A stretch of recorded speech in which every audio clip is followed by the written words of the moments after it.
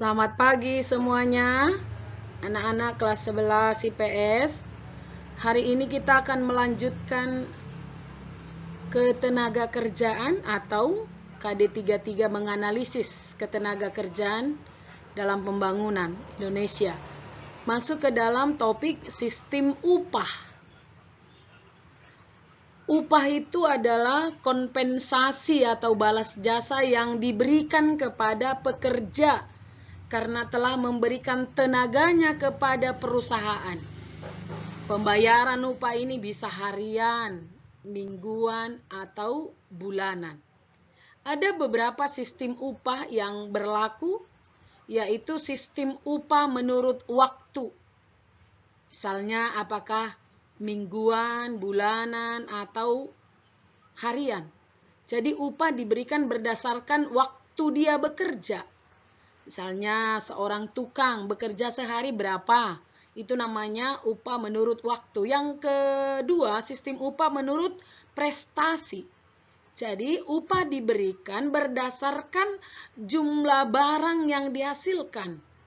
Misalnya untuk membuat satu boneka diberi upah 5.000, 10 boneka berarti 5.000 kali 10, 50.000, atau berapa boneka yang dihasilkannya pada hari itu. Itulah upah prestasi. Yang ketiga, upah borongan. Contoh, seseorang tukang membangun rumah, diborongkan. Kalau rumah ini siap, makanya upahnya sekian. Itu namanya upah borongan. Kemudian ada lagi sistem upah premi, yaitu diberi upah dengan mengkombinasikan upah prestasi dengan premi tertentu. Misalnya upahnya kalau membuat 10 boneka hari itu diberi upah sekian. Kalau lewat dari 10 akan diberikan premi tertentu. Jadi menggabungkan dua sistem upah. Yang berikut sistem upah partisipasi, yaitu pemberian upah khusus berupa memberi keuntungan perusahaan pada akhir tahun buku. Jadi diberikan bonus atau hadiah. Jadi dia sudah memperoleh upah, tetapi pada akhir tahun dia menerima bonus atau hadiah. Ini namanya sistem upah bonus atau partisipasi. Yang berikut sistem upah mitra usaha. Dia sudah menerima upah bonus, tetapi bonusnya ini diberi dalam bentuk saham. Jadi dia ikut memiliki saham perusahaan itu supaya dia semakin bertanggung jawab atau giat dalam berusaha. Itu namanya sistem upah mitra usaha. Kemudian sistem upah indeks biaya hidup. Jadi upah itu diberi berdasarkan besarnya biaya hidup. Semakin besar biaya hidup, maka upahnya juga akan semakin besar.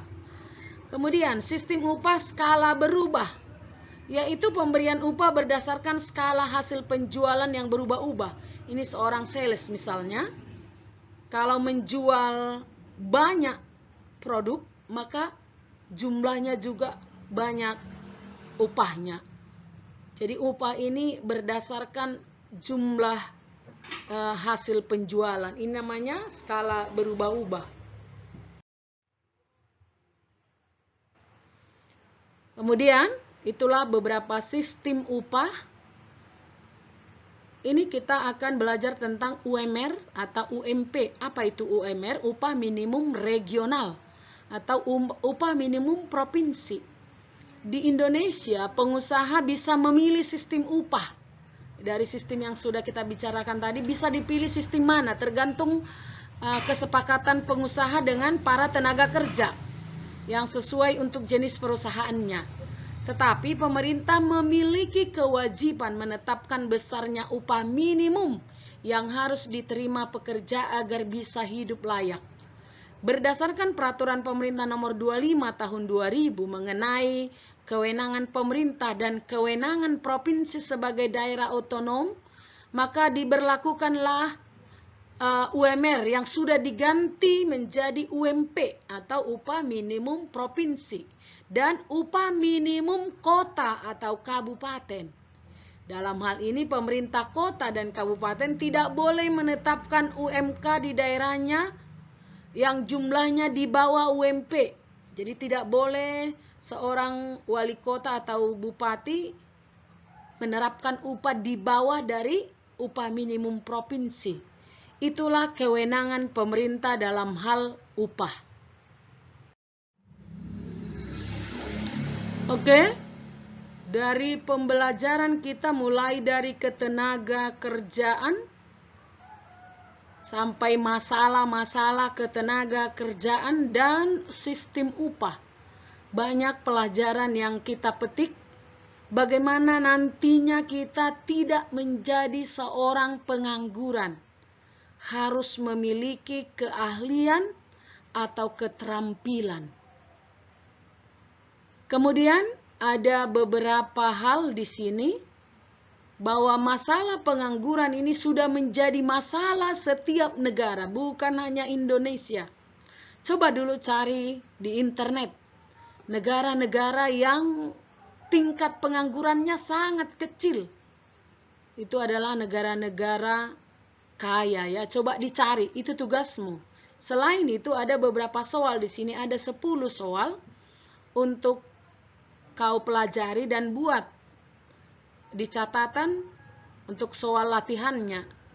Penduduk yang telah memasuki usia kerja, yaitu yang sudah bekerja atau sedang bekerja atau sedang mencari pekerjaan, disebut apa itu?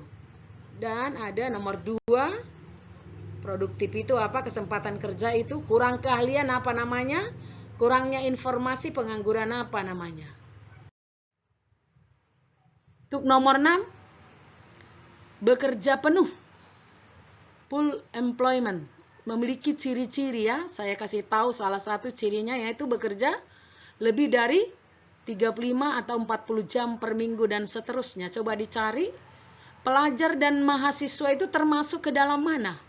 Padahal usianya sudah 15 sampai 64, termasuk ke dalam mana itu?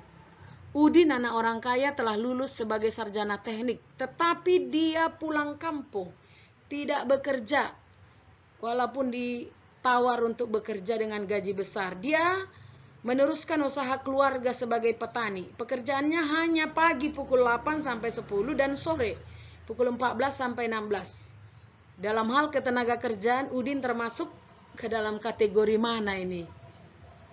Penetapan upah di Indonesia dilakukan dengan menetapkan upah apa tadi?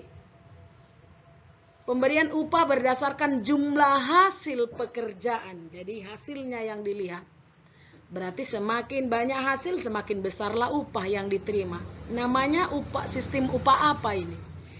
Demikianlah pembelajaran kita KD33 menganalisis ketenaga kerjaan dalam pembangunan ekonomi.